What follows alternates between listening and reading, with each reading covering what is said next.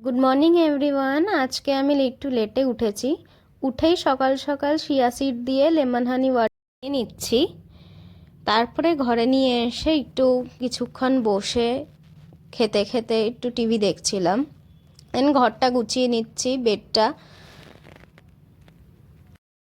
তারপর ব্রেকফাস্টের জন্য কাঁচা ছোলা মাখা বানিয়ে নিচ্ছি। আজকের ব্রেকফাস্ট এটাই করব।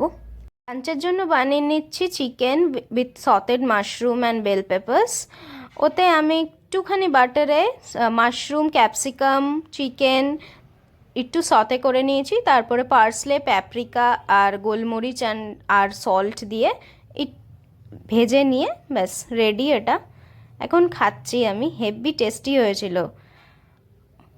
এটা এনজয় করতে করতে টিভি দেখছিলাম আবার। আর বিকেল হতেই একটা পার্সেল আসলো। ডিনারে চিকেন ক্লিয়ার স্যুপ বানিয়ে খেলাম। আর টাটা, গুড নাইট, কালকে দেখা।